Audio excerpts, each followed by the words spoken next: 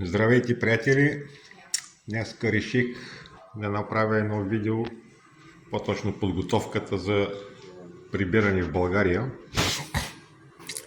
С жената започнахме да събираме багажа. Има още много за събиране и остават още около 2-3 дена, за да отпътуваме за България.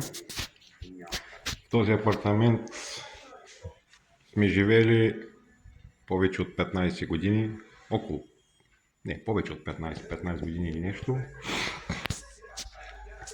И дойде време и ние да се приберем за България. Сега ще ви покажа къде се опитвахме да отглеждаме зеленчуци на покрива на блока, в който живеем.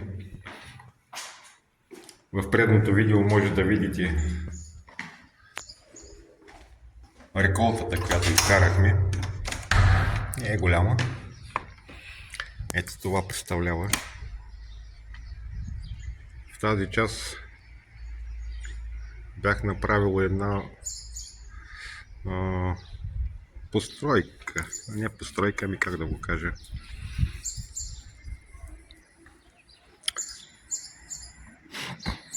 Във видеото ще го видите, предното, където отглеждахме домати, краставици. В тази секция, която направих, отглеждахме краставичките, а тук отглеждахме пипер. Сега има още изникнал магданоз, даже пак. Виж какво има тук. Тук е изникнал копър. Има тази секция, какво има изникнало? Някаква тиквичка, мисля, че е това. И тези, които дойдат след нас да живеят на този апартамент, може да имат нещо, може да изникне някой домат самораслек. Започнахме товаренето на багажа от Малта за България. С тази баничарка, която е 30 годишна. Се надявам да издържи до Малта, до България. И се надявам да събера всичко тук вътре. Не всичко, ще имам 2 курса, може би ще направя. Ама за сега първия курс се надявам поне най-важните работи да ги събера тук. И после другите работи, които останат.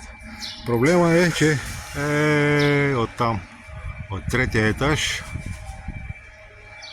до тук няма асансьор, няма нищо, всичко по стълбите на ръце.